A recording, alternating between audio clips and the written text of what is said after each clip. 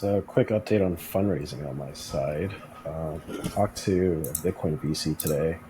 Didn't realize they're all based in Europe. So, they ended up pushing the call back 30 minutes earlier. Talked to this guy. They're very interested, but the problem is they don't want to be the first money in. They want someone else to lead it. Then they would consider it. So, thought that was kind of strange.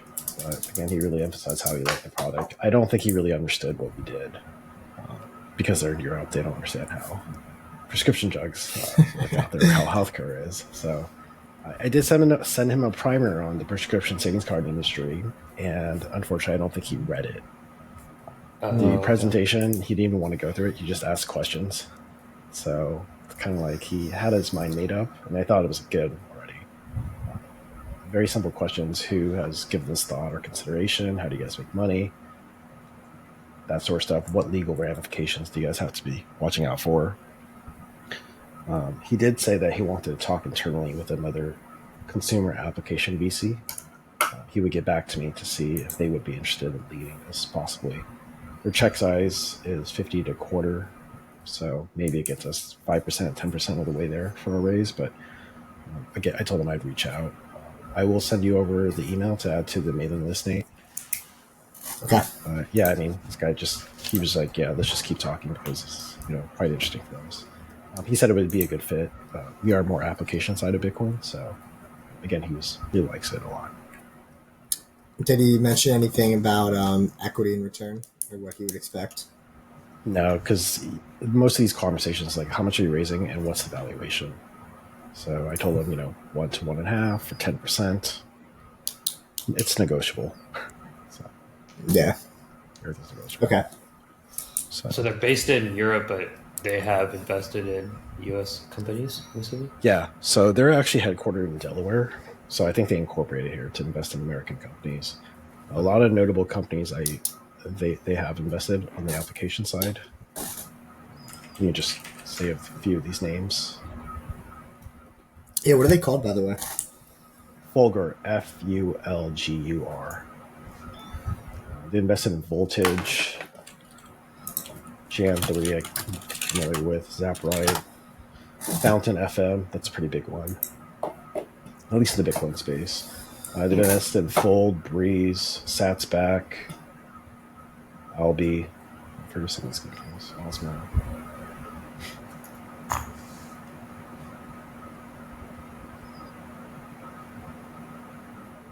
So are they more application based, or are they looking at more like infrastructure? Because I remember one of the other VCs, they do everything.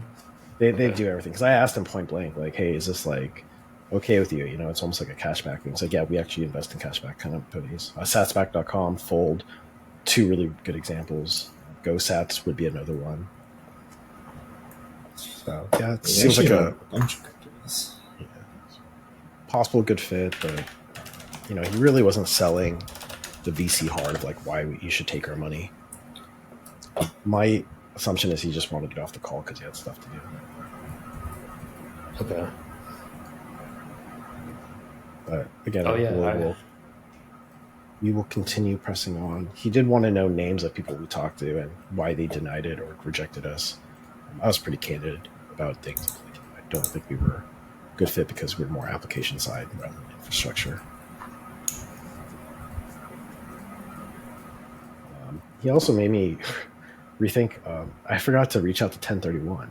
That was a big one. But I'm looking at their website. They don't even have a contact us button. They have like an investor relations. So I might just send a cold email to that. See what happens. I mean, we have their direct contact, right? No, I don't have it. I would be surprised if we had it.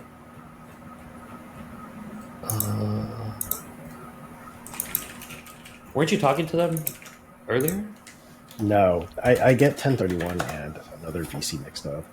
Okay. Ego Death. I get them and Ego Death. I'm confused.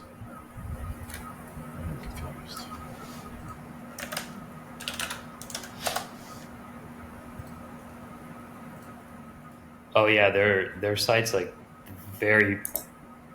You can't reach out or do anything. It's very bland. Not bland. but they don't have a lot of things listed. They actually listed a lot more compared to when we first looked at them. Yeah, I mean, if I was a VC, wouldn't you want to have all this information out there? Like, I'd want people to be pitching constantly 24/7. I mean, they have like an invest tab that you can. It would just be. Yeah, that's to put your money in. Hey, that's the only contact form they have. Yeah, I mean, I'm going to send a cold email. I can't. I mean, unless someone gives me their email or something.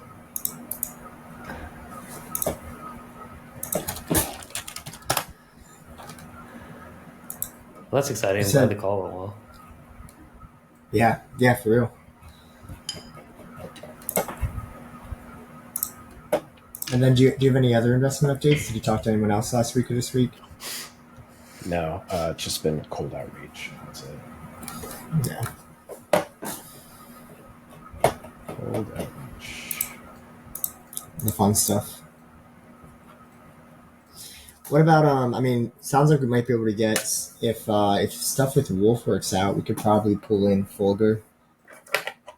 Sounds like possibly. I mean, if that's going to happen, then I'm going to be trying to leverage a connection with a VC.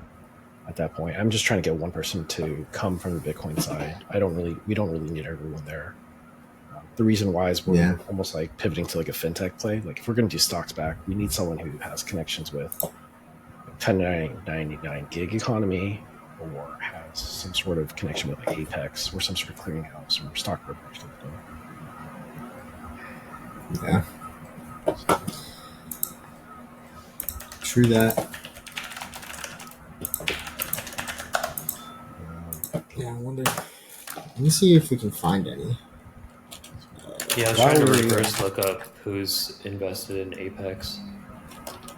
While we talk about that, I'm going to show you the video I made for Armor. There's going to be some errors here, so just kind of bear with it. But this is kind of like a quick introduction. I'm at CVS here in LA. I just had my prescription sent to this pharmacy. I'm going to be using my NiHowdy prescription discount card to see how much I'll save and how much Bitcoin I'll earn. Join me as I walk you guys through the process.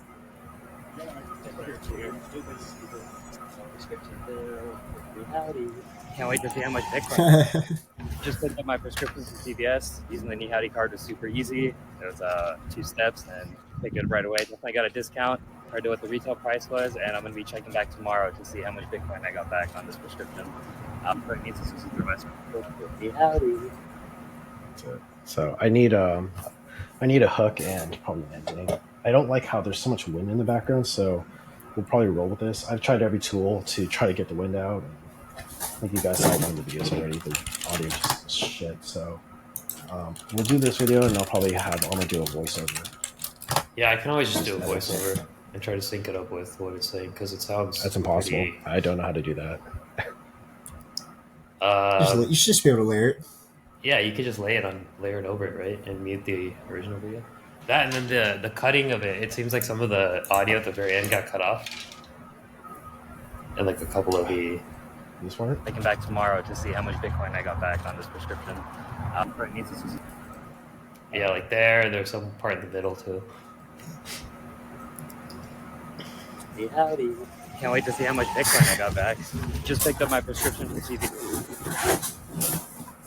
Bitcoin I'll earn. Join me as I walk you guys through the process.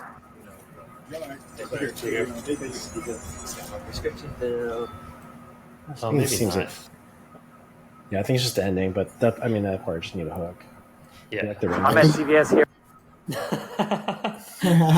Shows that I'm at CVS here in LA. It's kind of cool. It's like I'm glowing. Yeah. I don't know why the captions didn't add here, but I'll add captions. I think we got to put that little clip of "Got my prescription filled with NiHowdy" as like the end of all our commercials or ads. Actually, at first, I just like looked at it as just NiHowdy. It was so funny.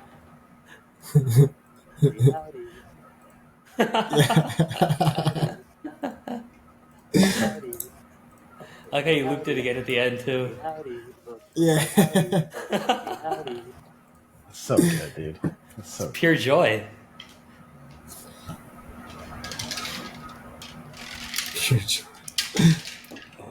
Okay. Yeah, we gotta. I know we want to get those videos up on the website. Actually, let me I did get Adobe Suite for Photoshop so that my guy could get those glare off. I think, let's see, there's Wind Remover in Logic or in Adobe Audition. Yeah, I've tried it. I mean, I can give you the raw clip, and then if you can improve the audio, that'd be good. You said you tried it? Is that what you did for the other video?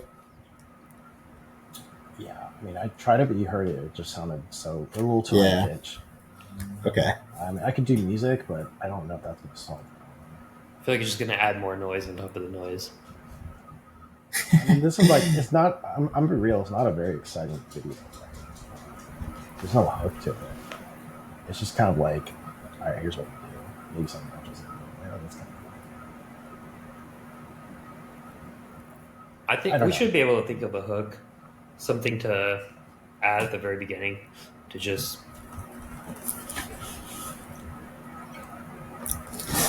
You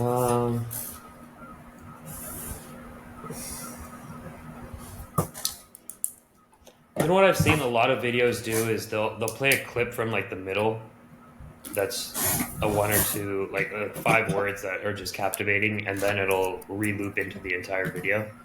Because then Maybe I'll people are do the, engaged. just got my prescription filled at NiHowdy because it's funny. Yeah, I'll do that for you. I'll put that in Yeah, first. instead of looping it at the end, maybe you do it in the beginning. I might just do it twice. Okay, that works too. This is the one. I'll show you maybe. This is the one I think you guys are. Hey, I'm at CVS Pharmacy in downtown Los Angeles. My prescription was just here. I'll be using my NiHowdy prescription savings card. So let's find out how much money I'll be saving and how much Bitcoin I'll be getting back. Run me through this whole process. A few moments later. So just picked up my prescription, and I definitely saved money. They quoted me about $13.99, and I ended up just paying $11. So that's pretty cool. And then the NiHowdy app right here, definitely got some Bitcoin back. Really awesome. With about 500 Satoshis that I earned, and that's roughly 32 cents that I got back in Bitcoin. So pretty exciting to earn Bitcoin back at the pharmacy. Hey, I'm at CVS Pharmacy in downtown.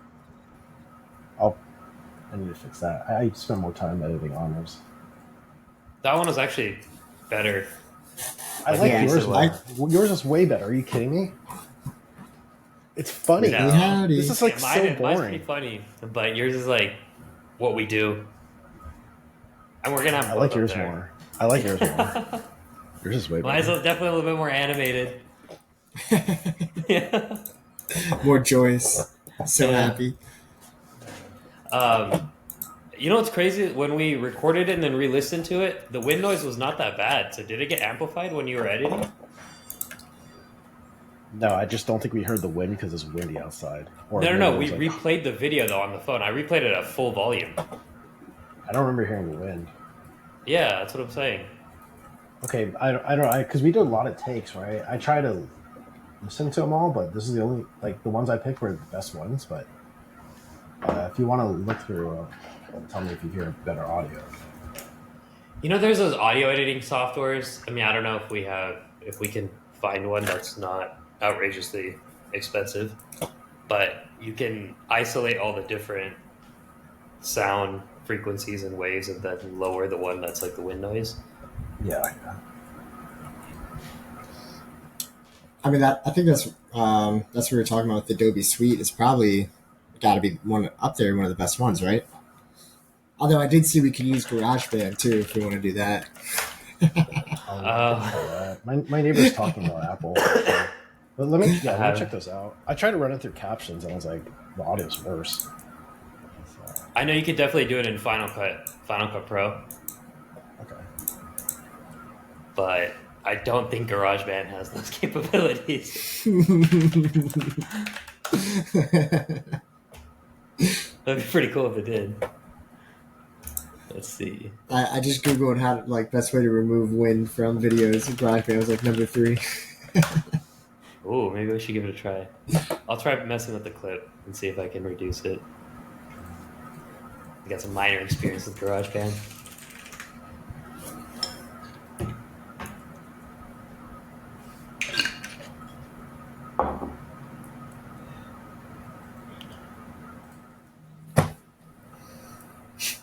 So are we trying to play these videos in the in that little thing that we're trying to keep in the bottom right corner?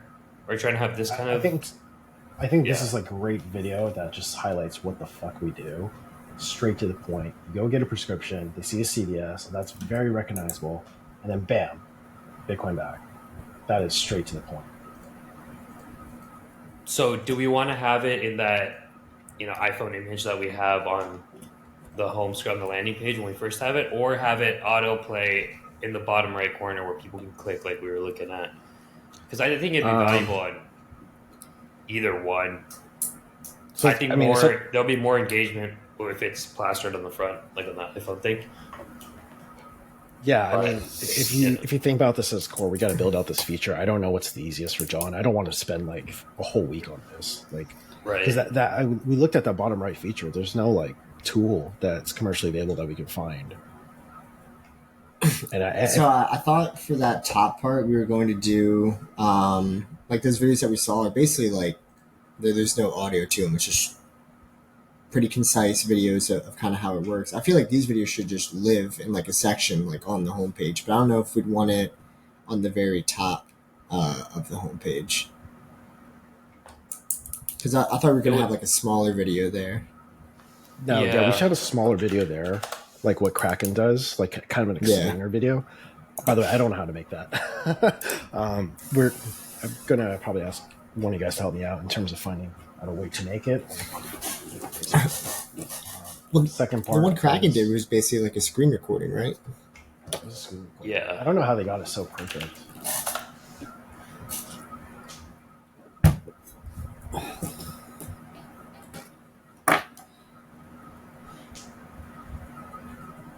I don't even know if it's a screen recording.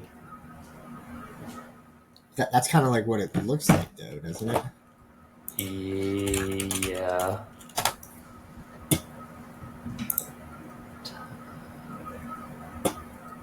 What was the other example that we had found? Did any of us bookmark it? It was even better than this.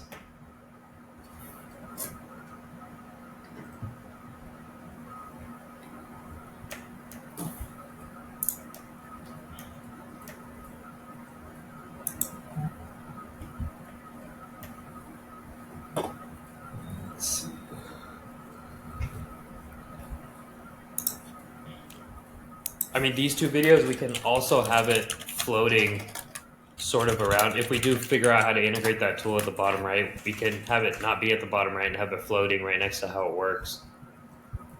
So that way it's not actually living on the landing page as like a separate banner.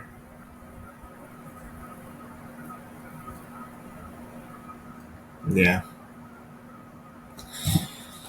I mean, let's see. I guess the other way that Kraken probably made theirs look a lot cleaner is that they have an app, right? Yeah.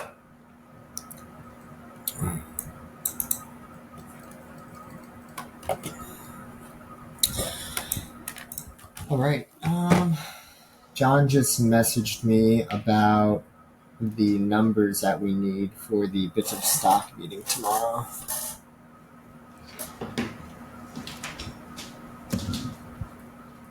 I'll just send this all to you. Oh yeah, I see it on Slack. Oh yeah, did message you too? I don't know why I just get messages. Let's see.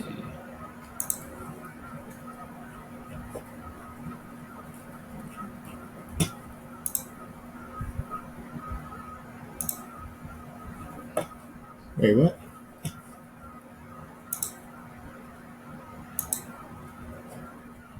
Oh, we did group message us. I'm an idiot.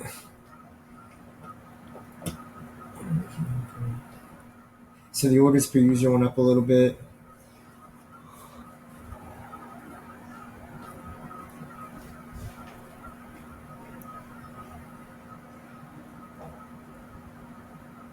It's not bad, like the rebate per order. I know. It's not bad at all. Yeah.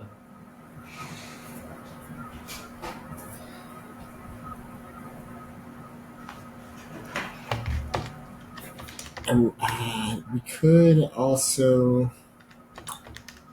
if we understood kind of the customer life cycle better, we could extrapolate the customer lifetime value, but I'm not sure we know how long a customer lifetime is, because I feel like it's either for a very long time or they try it once and then stop.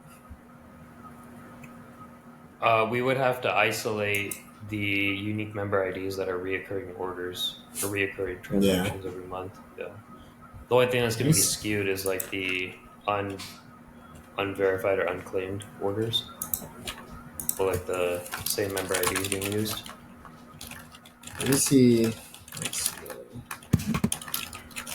Sorry, I had to put up close the dryer.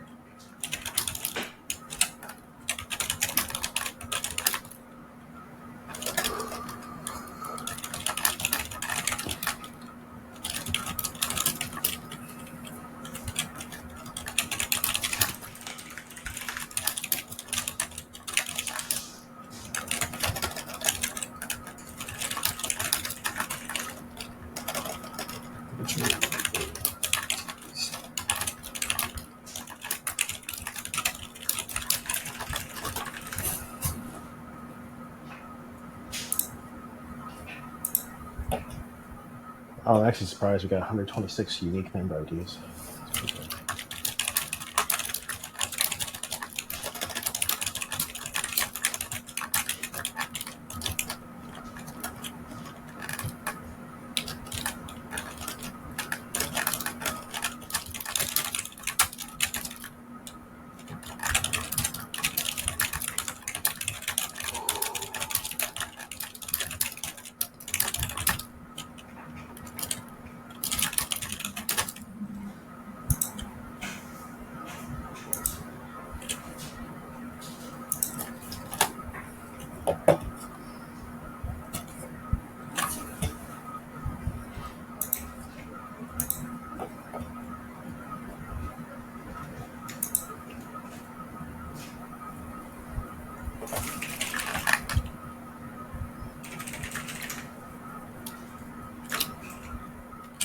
It is actually a good point, but there's really no other way to calculate it.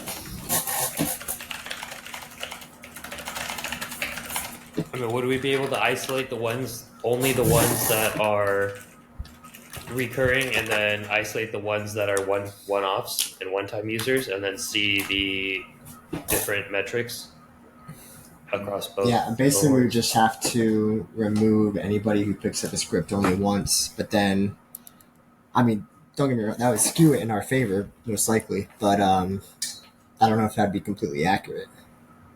Well, not just that, but I'm trying to figure out the relative rebate value of people that just use it once. Is it substantially lower? Is their cost of medication or prescription that much higher? Is that why they're not using it? Like, I'm trying to find out why the user falls off after a single use. Well, I think John's talking about in use cases where, like, you get sick and you have to pick up antibiotics once. Right. So in that case, it may not be that they're not using it again because they don't like it. They just don't have, like, a reason to use it. So that would basically, if we include them, it would skew our lifetime value probably to be lower. If we remove it, it would skew our lifetime value probably to be higher.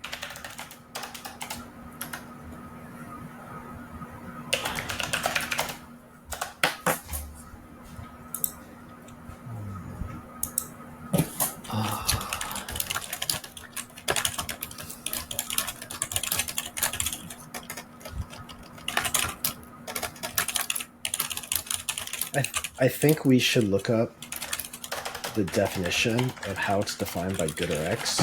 The reason I say this is someone's going to try to do an apples to orange comparison, and I think it's just easier for them to do that against good or X. But then that's a double-edged sword, because then someone might say we have to accept a multiple of what good or X is trading at.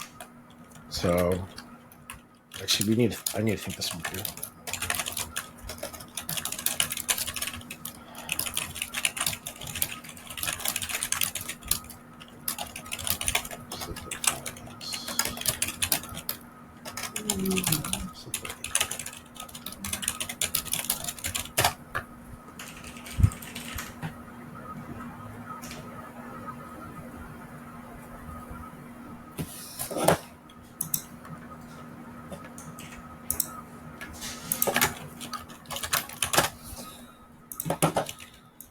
Do they have it in their slide deck for investors? No, it's going to be No, in their but they quarterly might. or their annuals. Anytime you have to do these like public disclosures, you have to define all the terms that you're using to be consistent. There we go. Yeah, and their Q4 2022 earnings presentation. Let's see. Lifetime LTV. Yep, I know what that is. So it's finance. Wait, what?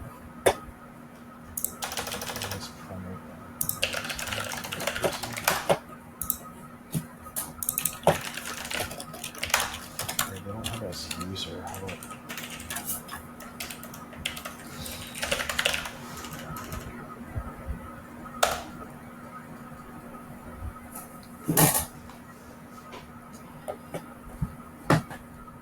So they're individual users. If they're not on the subscription plan, then it's just associated with member ID, right? And then their subscription plan, they can have one member ID with several person codes defined as a user. You say with several what codes? Like a person code, like on an insurance card. Let's say you have like an entire family under one plan. You'll have your member ID will be the same, and then it'll be like person code 1, 2, 3, 4, and 5, which is like primary, spouse, and then children.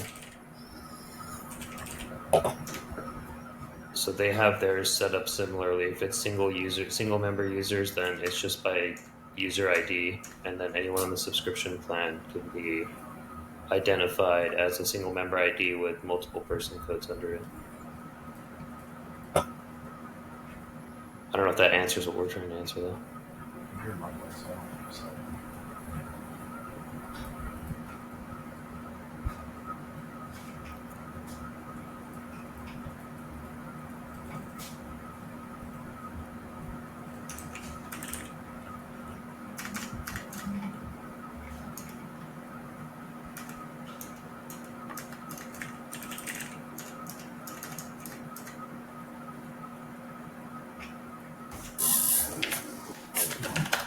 that's not okay, so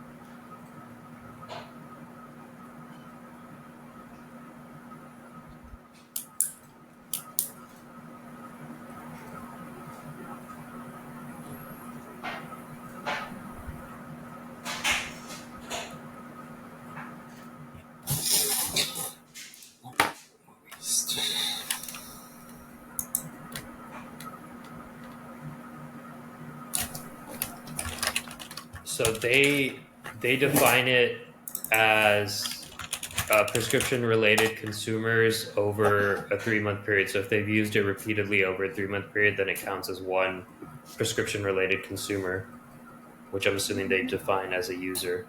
So anybody that doesn't fill it or use it over a 3-month period falls off within that calculation.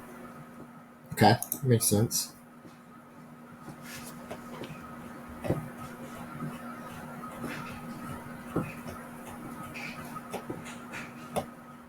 And it's like it's used once a month in that 3-month period. That's what I'm trying to figure out.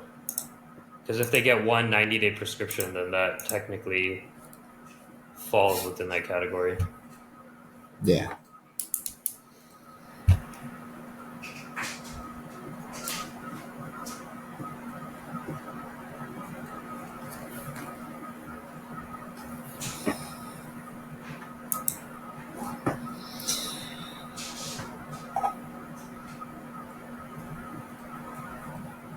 God, I hate reading these like annual reports, these quarterly reports. It's like 99% fluff, dude. you have to have all those disclosures and things. But I used to read them religiously. Our Pharma Manufacturer Solutions offering delivers a product that both increases overall consumer satisfaction and drives incremental consumer lifetime value at a low incremental cost to us. Damn, I'm already sleepy. Doesn't really say anything about the actual solution, just says It's going to drive value and satisfaction.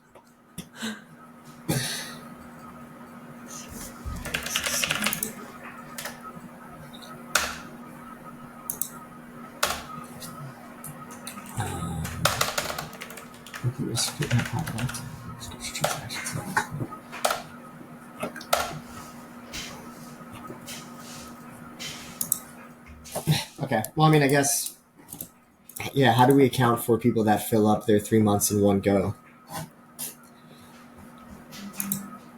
We'll have to look at day supply, but I don't even think we receive that as information. Yeah, I don't think we do either. Let's go to the back end. Yeah, if we don't receive that information, we can't tell. So I think maybe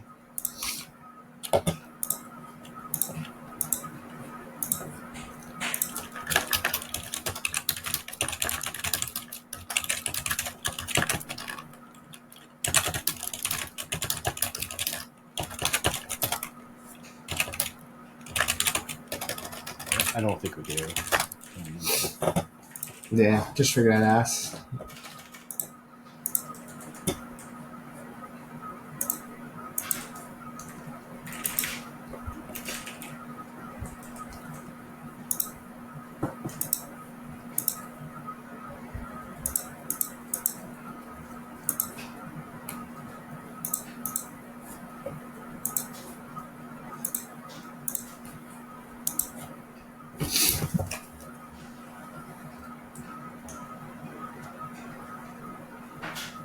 Can you send over what you're saying on it?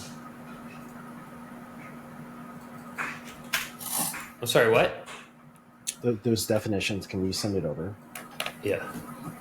I'm gonna just create a document because I it's really important that we define this because people are going to ask this in the future for sure.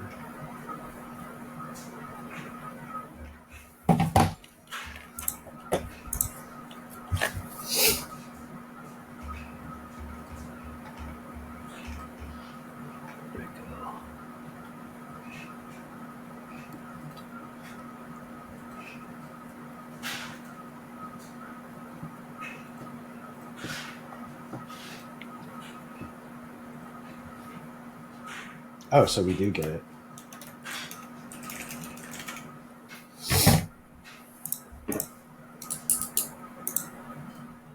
$90 would be 3 months, I assume, unless you're. Yep. No, yeah, they would define it. They're going to define it. Like some people could have like a 7-day supply, 3 days supply. It's Okay. The way insurance works is like you have to say how many units of something you're dispensing and how many days those units will be used over. Yeah. So we could do like an if or statement. If the scripts have 90-day supplied or they buy a prescription for 3 months in a row, then they'd basically be a user or whatever you're calling it. Yeah, now that I'm looking at this, I don't think because this is a quarterly report, right? So they're just looking at a transaction that happened within that quarter. And they said over 3 consecutive months. So if they get a 90-day script, let's say in August, and then they don't fill it again in November, then does that fall off as a user or not? I'm trying to find that in their Form 10Q, like the more detailed version, but I don't see that definition.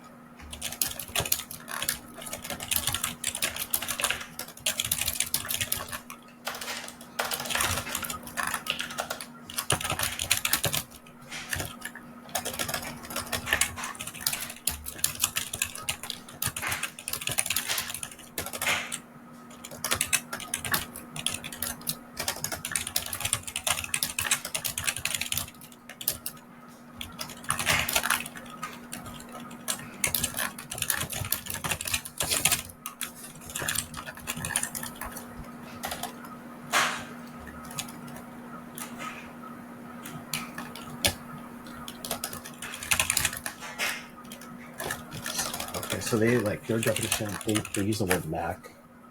Yeah. So we have to define something similarly. Yeah, but it says in their year-end press release, it says sum of monthly active users in Mac for Q4 and subscribers to our subscription plans as of December 31st refer to key operating metrics. And then I sent you guys that picture of the chart of what they qualify as a Mac. So I think we have to have Mac, and then we also have to have quarterly Mac, monthly Mac, and lifetime Mac.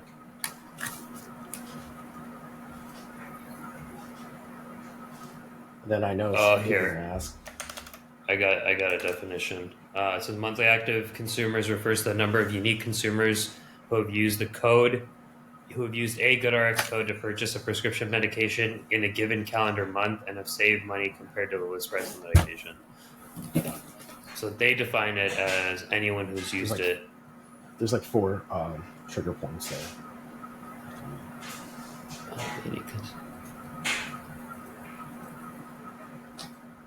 Unique consumer who uses a GoodRx code more than once in a calendar month to purchase a prescription medication is only counted as one monthly active consumer in that month. Oh yeah. Unique consumer who uses it 2 or 3 months within a quarter will be okay, so it's one-off uses, and then it's anyone who uses it 2 to 3 times within a quarter is also accounted for as a monthly active user. And they exclude their subscription offering consumers. Okay.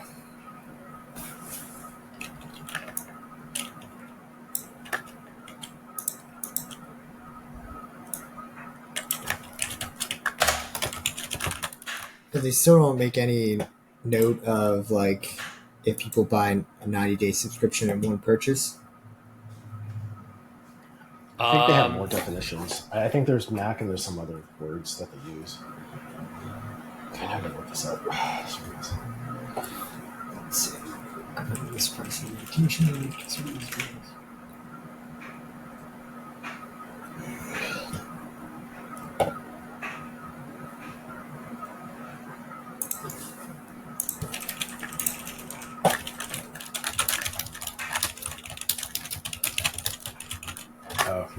They have selected terminology.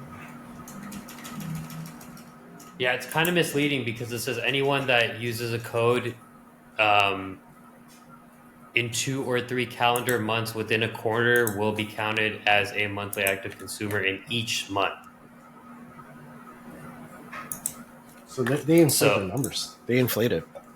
Yeah, so if I use it in July and August, I'm considered 2 separate monthly active consumers. And that's how we define it. That's my interpretation of what that. Yeah, that's how you guys interpret it too, right? Yeah.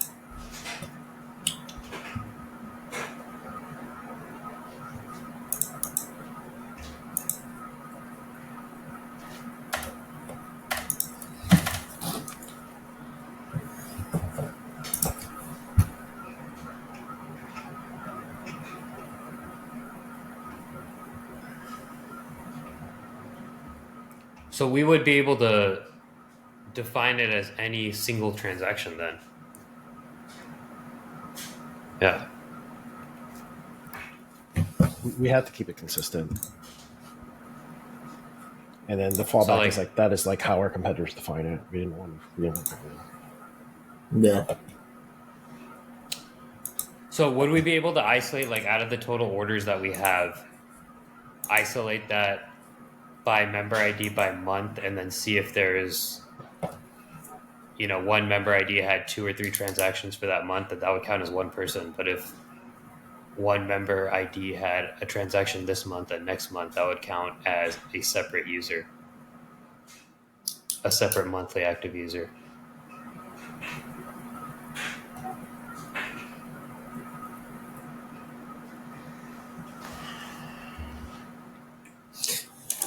Well, here's the thing. If you look at the top, it says this is a glossary of selected terminology. So they probably have other terminologies that they use, but for Yeah. their financial statements that they're putting out, they're using that selected terminology. So if I'm interpreting this, it's like, okay, you're basically using this terminology and it's done so you can inflate your numbers a bit more Yeah. compared to what the actual is. It's not a problem, but I think the issue GoodRx is always going to have is not everyone's going to use a member ID. It's up to the pharmacist to like really define that. So I think there's like, there's a value proposition on the side. It's like, well, we actually can move away from MAC in the future and just tell them this is actually the monthly consumers, because we're actually tracking people who have member IDs and are getting rebates back on that because they have to use that membership ID versus someone who just wants to save money but they don't care about the actual thing. Right. Likewise, if someone is using that account for multiple people, or it's an entity trying to fundraise through NiHowdy, then it is going to inflate it. I mean, that's why we have to do some data entry on the side. But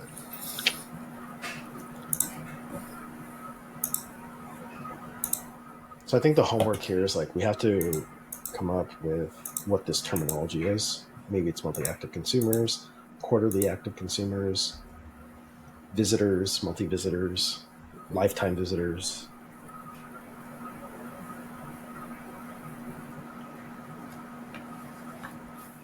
And visitors are users. We have to have a different. Same thing. We have to define it differently for both. So they actually will. I'm going to just pull it up because it's going to be easier. Just the same screen. So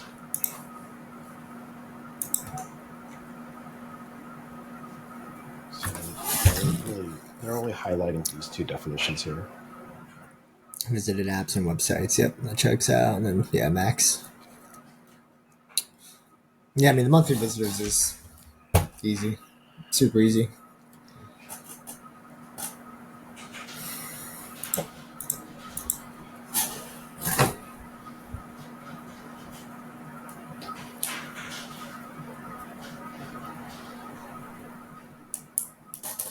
Well, I like the idea that we can more accurately track our actual metrics versus competitors because, well, like you said, if they really want to get our value prop, then they have to sign up and claim that rebate. That's kind of the big shtick for people adopting our service, so that could be good to present too. So if you look at the end of that definition, they actually average it. The Mac one? Yeah, so it's like if you got one prescription in one quarter, January, February, and March, then it'd be, 1 divided by 3. If they got a prescription in January and March, but nothing in February, then it'd be 2 divided by 3, or 0.66 monthly active consumers. So they don't count it as 2 separate monthly active consumers then.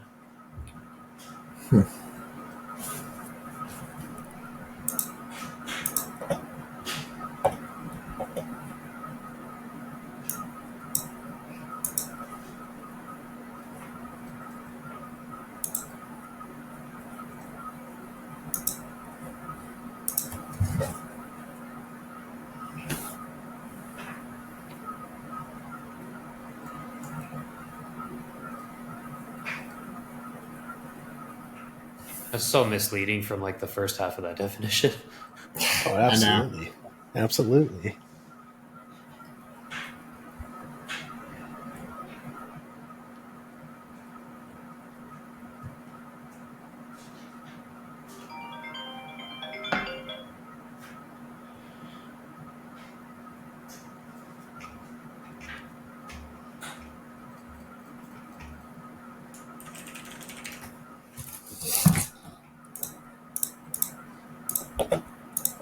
Did you find this on the where'd you find this definition? This is from the 10K. It's from the SEC filing.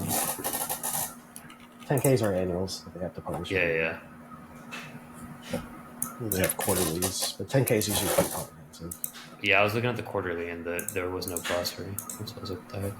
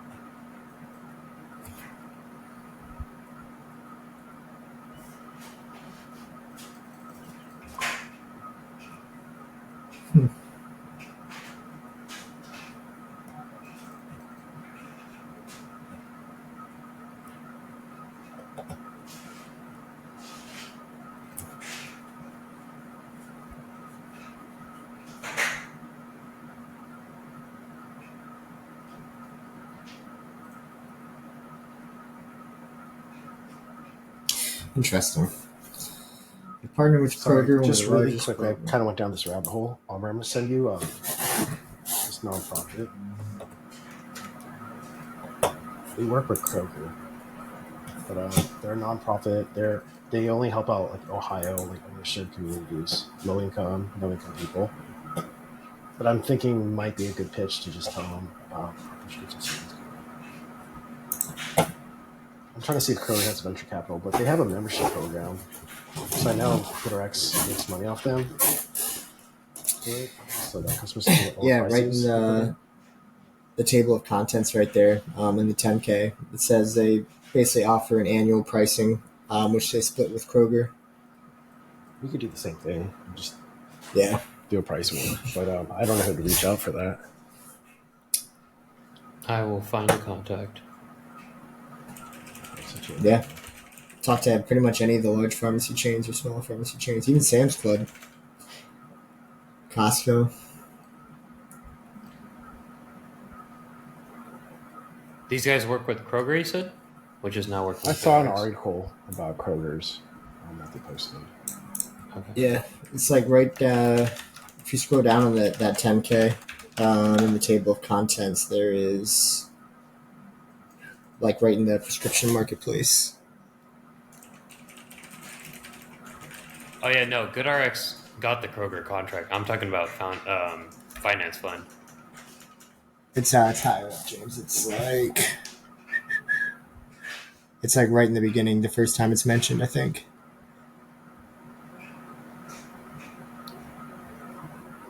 It's on page 10. Or no, not 10. Is it 10? Yeah, it is 10. The header's on page 9, but it's on page 10, yeah.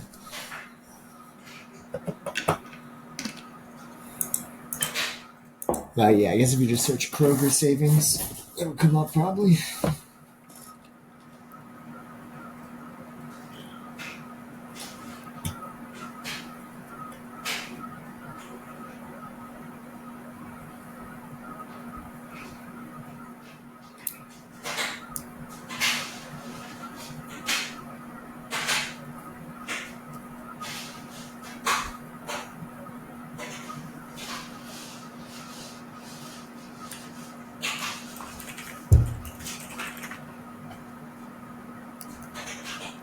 I'm sure this is from Chewy.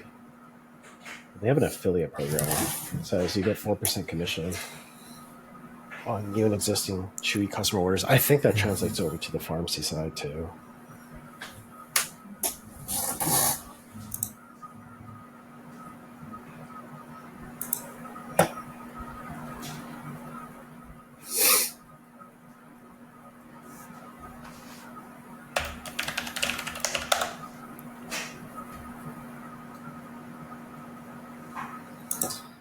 Yeah, I think I can reach out to, but probably working with a lot of like pet focused brands would be a lot easier lift and less competitive get into in terms of partnerships and affiliation. This one, they want you to apply through partner. Yeah, I'm looking at Partnerize right now. I think we just need to directly contact them because we're so specific to the pharmacy side of things. Right.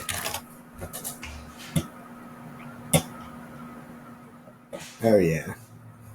This is just a marketplace for affiliate. Yeah. program. Yeah. Yeah. I mean, but we're just saying, prescriptions.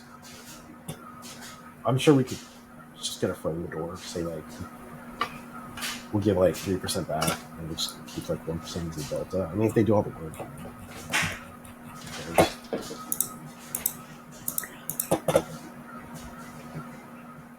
we know which mail order they use? I think they have their own.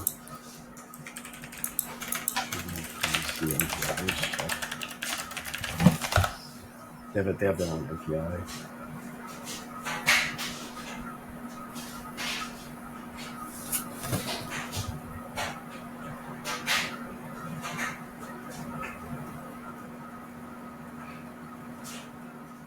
Oh yeah, they have their own Chewy pharmacy.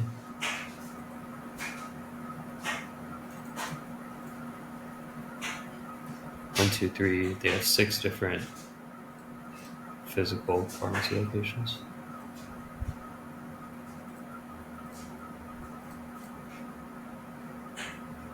Yeah, they did mail order correctly, I can tell you that. Yeah.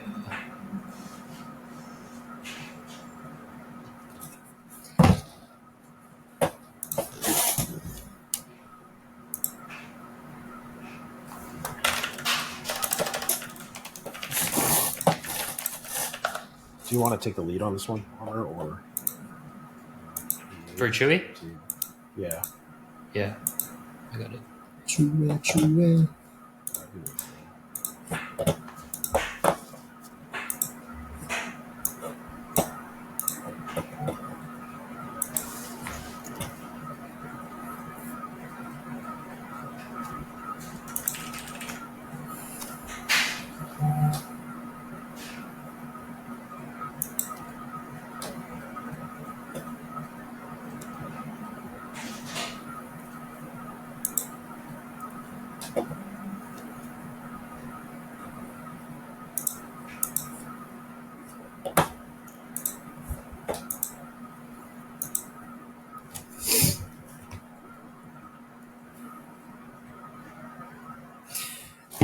Yeah, I'm meeting with Reddit tomorrow too, by the way, James. So hopefully we can have everything figured out. She never responded back to me. Basically, we're just waiting to set a meeting.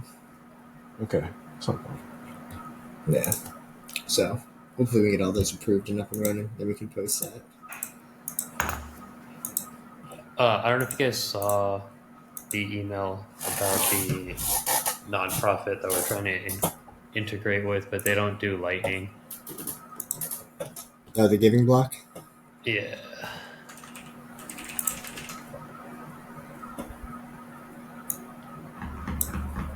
So Damn.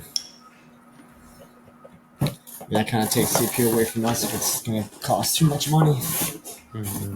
Cost more money to transmit than to receive.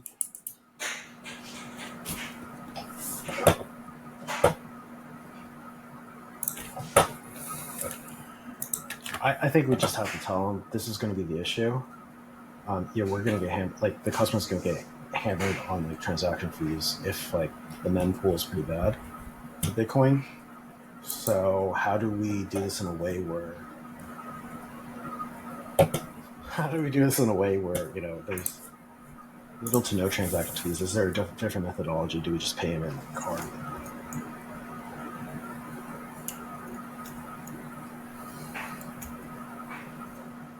Because the workflow would be like we get the money, right? And the customer has to click on what do they want. Do they want stock or Bitcoin? If they want stock, then we fund their bits by stock account. If they want Bitcoin, then we fund their Coinbase account. Otherwise, you just that US dollars is held in our treasury. So what we can do is just tell them like, yeah, we could just pay you out in Bitcoin or US dollars. But then you need to aggregate a certain amount before we can do a transaction. That's the only other solution I can think of, but yeah, that doesn't that's require, not a bad solution at all, though. Yeah, I mean that doesn't require them to build new features. That doesn't require us to build more features. It's just like we have a trigger point. Yeah. We have to figure out what that threshold is, though, right? Of what It's the $100. minimum that needs. If it's 100, like just tell them like we'll write a check if it's like over $50. That's fine. But if it's like Bitcoin, then Yeah, it's going to be hard to do all these individual transactions. It has to be batched. Yeah. Will they be batched anyway? If we're getting paid monthly, we're paying out monthly. Yeah, but the thing is, the way that they explained it to us is it doesn't go to them and then they give it to the nonprofit or charity. It goes directly to the nonprofit or charity. So how do they make money? You Yeah. have to make money from transaction fees here. Right. You're telling me these people just did it out of the goodness of their heart? Like, I don't believe that. No, no, no, no.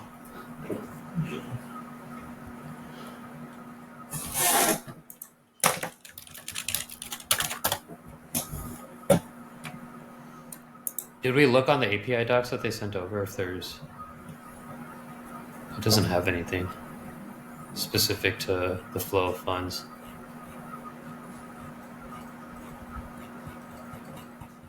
I'm sorry, say it again. I was reading something. The API docs that they sent over to us, does it have anything specific on the flow of funds? It only has it relative to funds coming from us to them.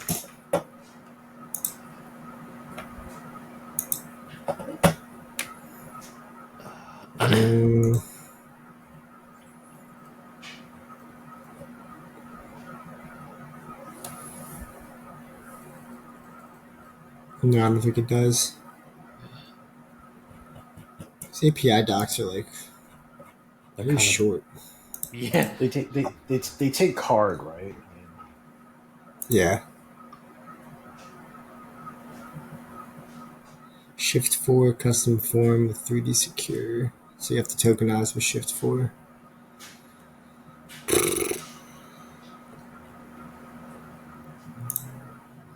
They also take stocks.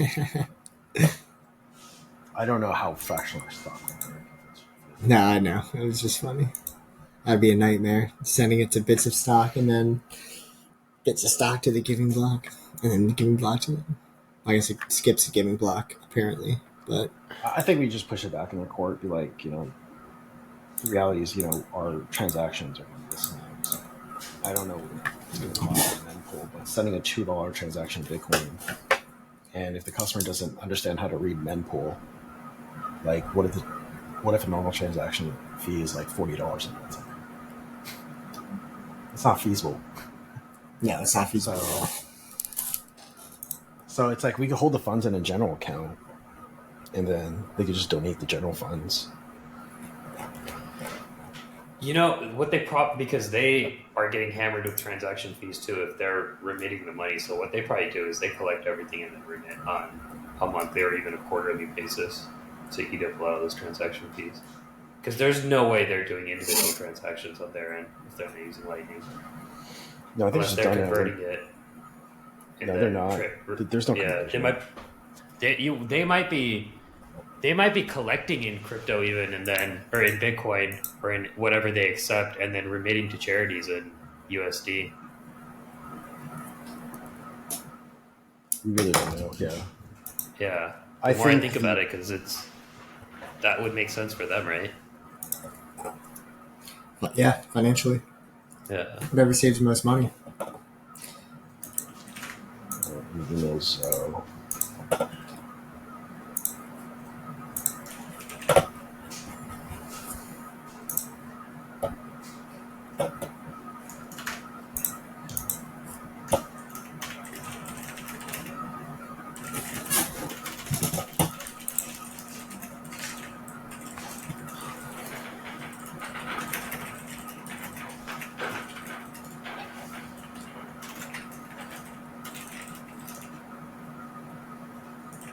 Because Lightning's not integrated into their standard donations, so do they have a separate donation avenue or path that does accept it?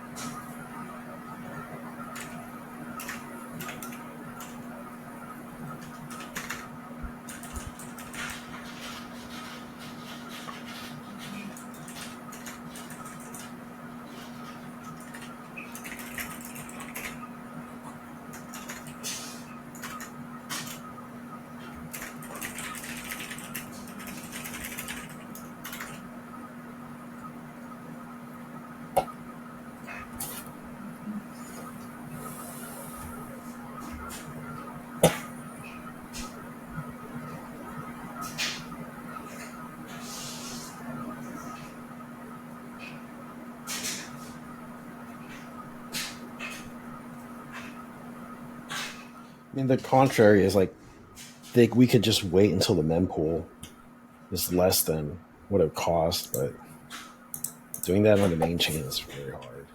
Like they might wait like a year sometimes. Yeah, we don't know what that time frame is. Because it's all based on like demand. Yeah. All right, we'll just push it back in their court. I'm sure they're interested. Yeah. Not, then we just poach them for the clients. The way of the world. We have to build back. No, 100%. I actually didn't really did a lot of outreach last week. I didn't even get any responses actually.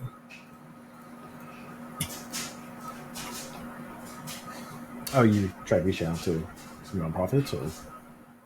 Well, more for like SEO stuff, like different blogs, brands, articles. Not for like partnership. More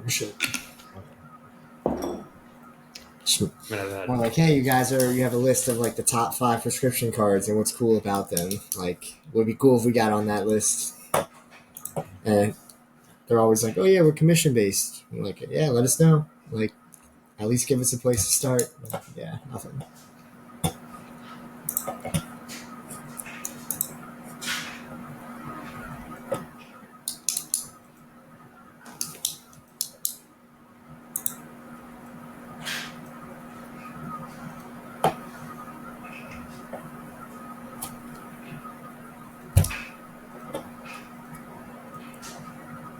Yeah, I mean, if we go commission based, it's gonna be really hard, man.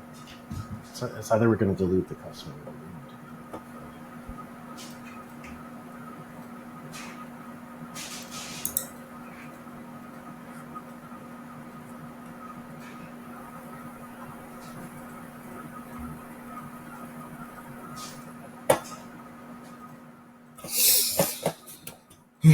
Okay.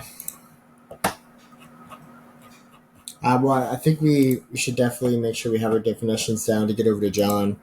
I guess we don't need them for tomorrow, but sometime this week we should make sure we define those properly. That way we can start tracking those KPIs. I'm getting these emails from Google.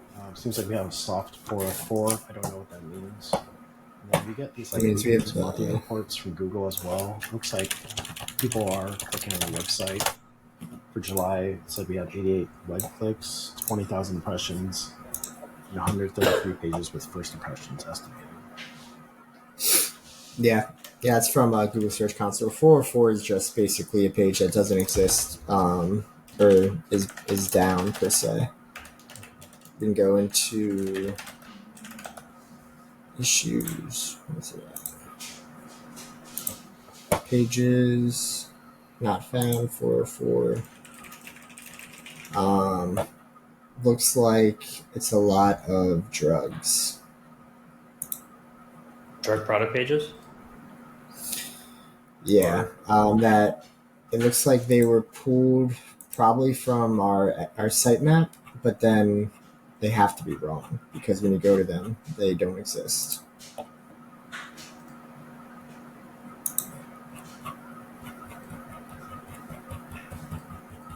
So let me message John.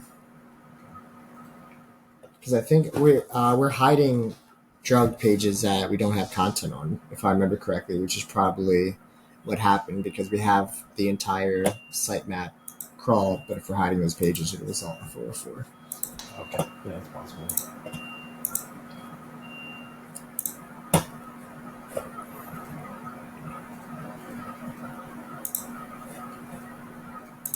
So I can message John. I know even if we don't have content, I think we should probably still surface those pages because if the API connection is there, they can still, find it, convert if needed.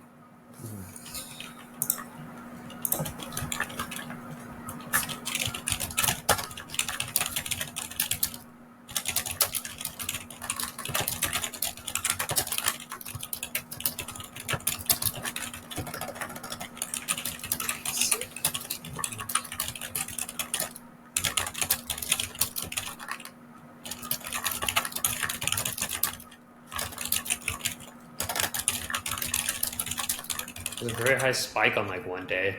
It's kind of weird. You're on analytics. Yeah, on the 18th, What- which was, The 18th. I mean, that might have been us, but I don't know if we looked at it that much. Yeah, there's no way because unless you guys literally went to it, like exited and went back into it, like close to 200 something times, then Yeah. because it was like a little over 200 more than the average that for that month because of that day. Were we able to?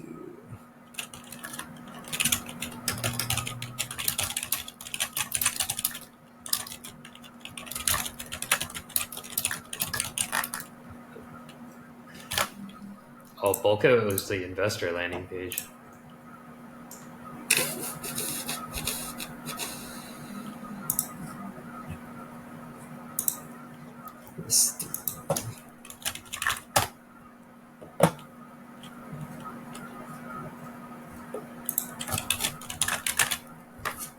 We should check out Microsoft Clarity.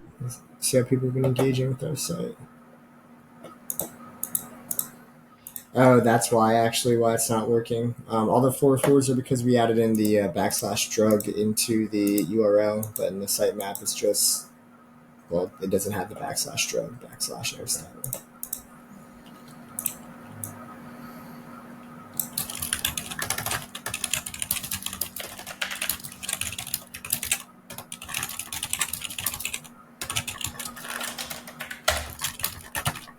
Have you given any thought to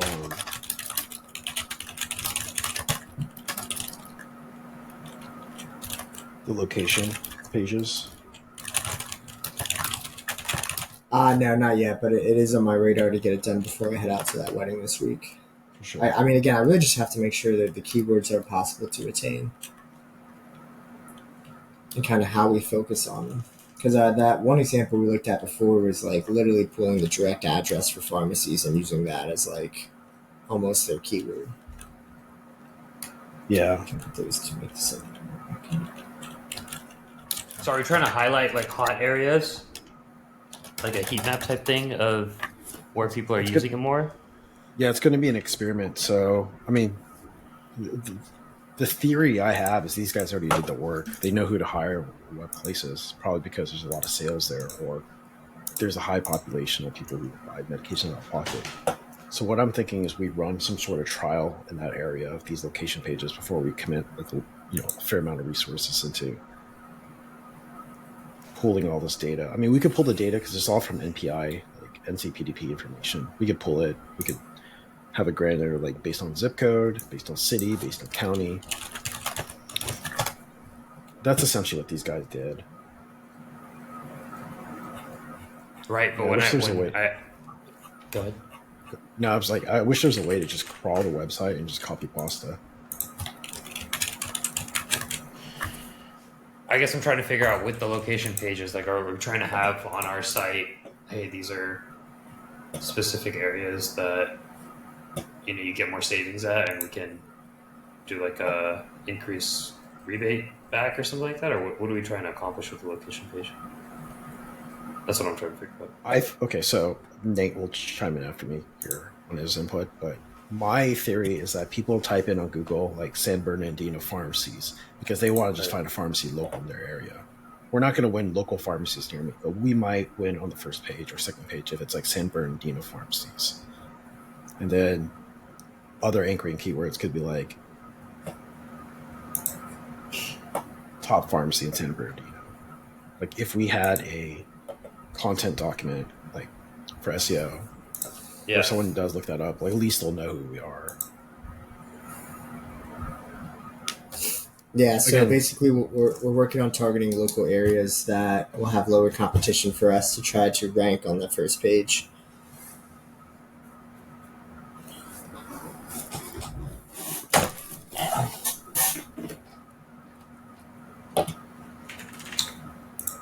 I mean, it would also be because if you think of a bigger area or somewhere that's relatively highly searched, it's going to get a lot harder to rank on those searches, right?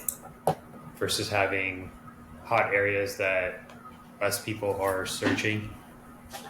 Like that one example that we had with that one drug page that was showing up where we were actually on the first page, ranked on the first page. Like no one looks that drug up. The track zone, I think, was it? Yeah.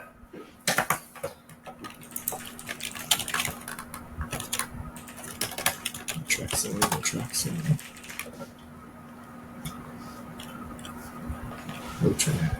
Let's see. Performance, low track zone. Yeah, this. What is low track zone? What does it do?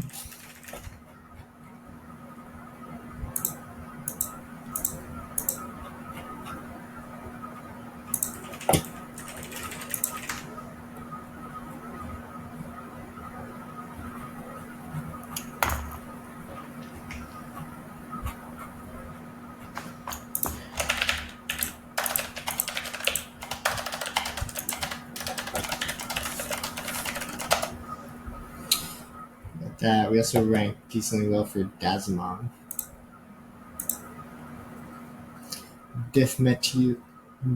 Methoxyrin, right? Addy.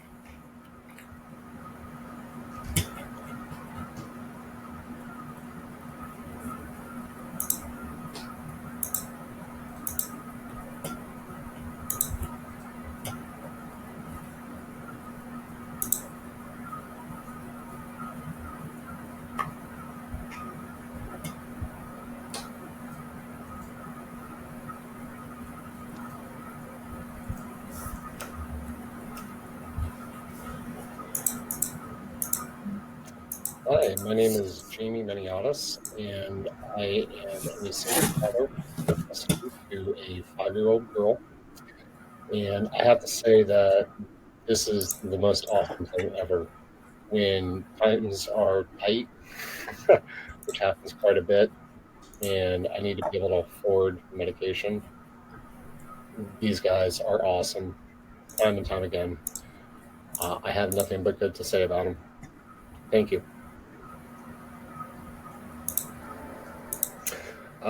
RX List is by far the best place out there.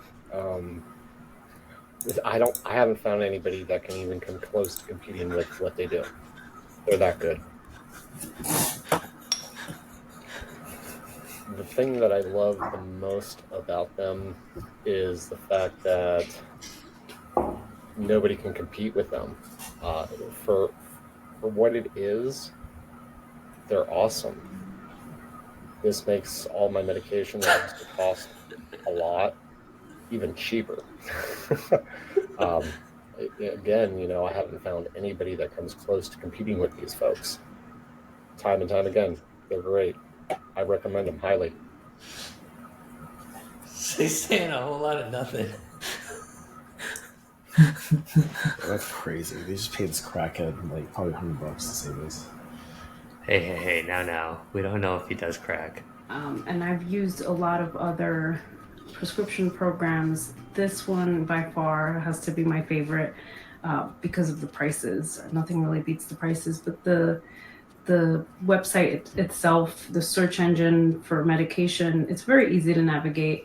And I can see myself using this for a very long time and not switching to any other prescription program. So it was very, very easy to use. They texted me, emailed me all of the information so I can easily save it. And it was really easy to sign up for it. And I recommend it for anyone. A lot of this sounds so scripted. Compared to other prescription programs.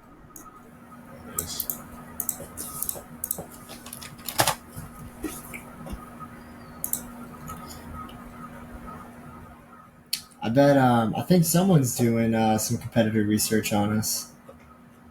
Why do you say that? We're getting search terms that we're getting like impressions and a click for, where it's like, here, for instance, I'll just send this over.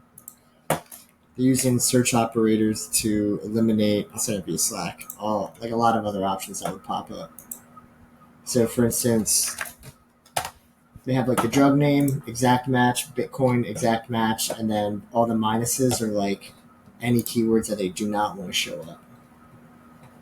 Oh, so you could tell if someone is trying to look at this word. Yeah, we have a couple of these that is like the minuses are all the same and they just keep changing the drug. Although they're all like very, other than Moonjaro, they're all like random drugs. It's always going to be. Yeah, if you do that one I just typed in, there's only 2 options that pop up, right? I mean, could it be SEMrush that's doing it? I mean,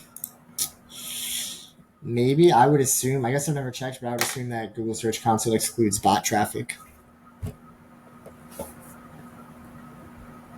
I mean, then how are you able to get this? And that's kind of strange. Because you're saying someone's just organically looking this up. Well, this is like a purely SEO research type of thing. Like I do this all the time, although not to this extent. Like I usually do like stuff like, you know, you can exact match a site and then search a keyword on it through Google search. Stuff like that. Or if you're looking for backlinks, you can do this basically to kind of narrow down topics. It's good to be hyper paranoid, so who knows? I just think it's very unique to see like these super low, lesser known drugs exact matched with Bitcoin and then excluding all the bigger news, especially, to be fair, Yahoo, Reuters, like that's where we sent our press release out too, which is probably coming up a lot.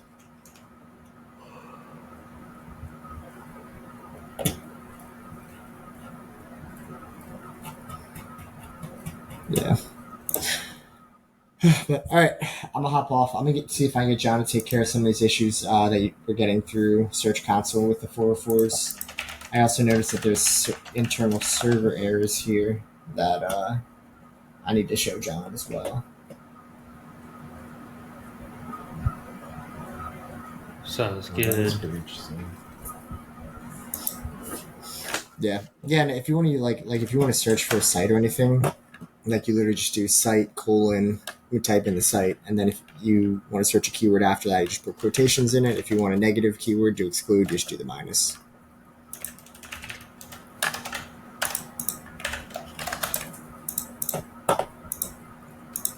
Yeah.